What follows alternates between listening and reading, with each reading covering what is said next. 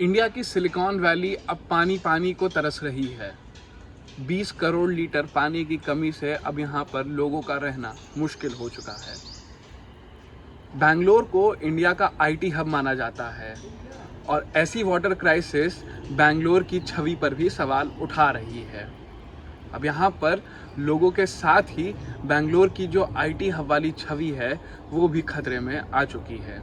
25,000 IT कंपनियां, 5,000 startup और हर साल करीब 5 से 6 बिलियन डॉलर की एफडीआई देने वाले बेंगलोर शहर की हालत अब बेहद ख़राब हो चुकी है। यहाँ पे वाटर क्राइसिस की वजह से लोग अब 2 दिन में सिर्फ एक ही बार नहा पा रहे। गर्मी की धूप अब लोगों के छतों पर गिर रही है, लेकिन बेहाल जनता अब कुछ भी करने में लाचार है।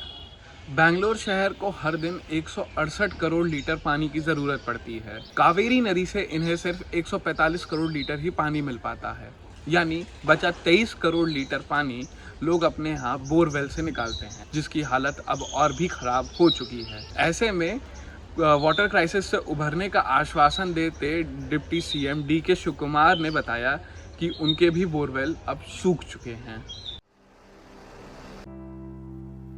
देश के चौथे सबसे ज्यादा पैसे कमाने वाले प्रदेश में जब पानी की कमी हो जाए तो इन चीजों से दांत खट्टे होना लाजमी है।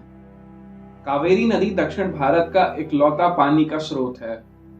केरल, तमिलनाडु, कर्नाटक जैसे प्रदेशों में पानी की आपूर्ति कावेरी नदी से ही पूरी होती है। कर्नाटक और तमिलनाडु के बीच कावेरी नदी से आने वाले पानी के बंटवारे को लेकर जंग 1890 से चली आ रही है। मैसूर और मद्रास के बीच पानी के बंटवारे ने कई लोगों की जिंदगी बनाई, प्रदेश की राजनीति को नया मुद्दा दिया, लेकिन इसी बीच बड़े दुख की बात यह है कि पानी की इस समस्या को सुलझाया नहीं जा सका। 1890 के दौर में कावेरी नदी के पानी को लेकर मैसूर और मद्रास के राजाओं में ईगो क्लैश हो गया। आत्मसम्मान की टकरार ऐसी हुई कि देश में राजाओं का राज्य खत्म हुआ। देश ने आजादी की लड़ाई जीती, मगर 2 राज्यों के बीच पानी का समझौता नहीं हो पाया। 802 किलोमीटर लंबी कावेरी नदी के लिए 1892 में ब्रिटिश सरकार के अनुकूल एक एग्रीमेंट साइन हुआ, जिसमें दोनों राज्यों के लिए पानी के इस्तेमाल करने हेतु नए पैमाने बनाए गए। चीजें ठीक चल रही थी, लेकिन 1910 में मैसूर के राजा नलवाडी कृष्णराज वदियार ने कन्नमबाड़ी गांव में डैम बनाने का प्रोजेक्ट शुरू किया। अब इस प्रोजेक्ट के लिए मद्रास ने इनकार कर दिया, क्योंकि मद्रास खुद ही मैत्तूर जिले में डैम बनाने की सोच रही थी। बड़ी जद्दोजहद के बाद 1924 में मैसूर को डैम बनाने की मंजूरी मिली, लेकिन उसकी कैपेसिटी कम कर दी गई। हालांकि मद्रास का अभी भी समर्थन कर्नाटक को नहीं मिल पाया था। देश आजाद हुआ और फिर 1956 में इंडिया में वापस से स्टेट बाउंड्री डिसाइड होनी शुरू हुई। कावेरी नदी के ऊपर केरल और पौंडीचेरी का भी बोझ बढ़ गया था। कुर्ग, जहां से कावेरी नदी शुरू होती है, अब वह मैसूर में चला गया था। मालाबार, जो कि मद्रास का हिस्सा था, वह अब केरल को मिल चुका था। तमिलनाडु और कर्नाटक के बीच चल रहे कावेरी वाटर डिस्प्यूट में अब केरल ने भी अपनी दखलंदाजी डाल ही दी।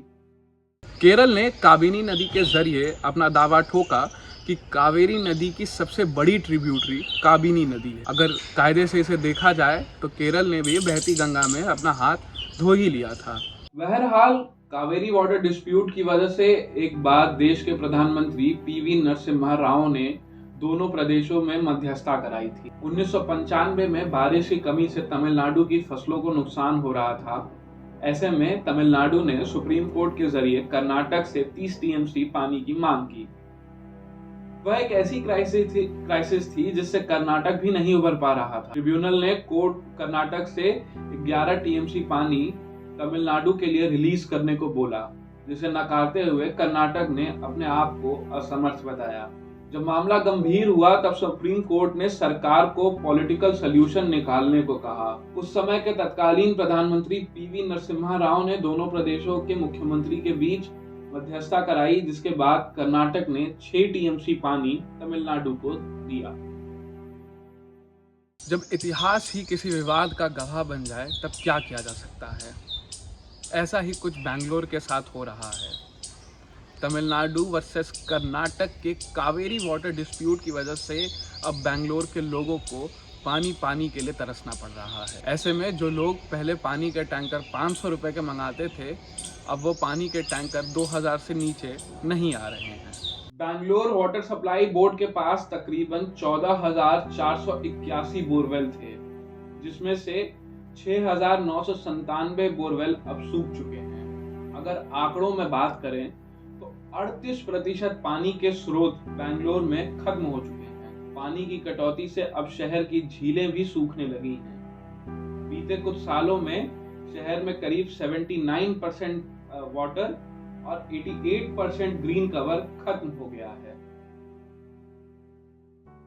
इंडिया की गार्डन सिटी कहिए या फिर इंटेलेक्चुअल्स का शहर या इंडिया का आईटी हब, इन तीनों के मायने बेंगलोर ही है। और आज इसी बेंगलोर की हालत ऐसी हो गई है कि यहाँ पर लोगों को अपना जीवन जीना कठिन लग रहा है। वाटर कंजर्वेशन टेक्नोलॉजी में सबसे पीछे रह गए और देश ही नहीं बल्कि दुनिया में अलग अलग टेक्नोलॉजी का इजाद कर रहे बेंगलोर की हालत अब बेहद खराब। शायद ये कहना सही होगा कि बेंगलोर की जनता पानी के जंग के सामने अपनी उम्मीदों से हार मान रही है।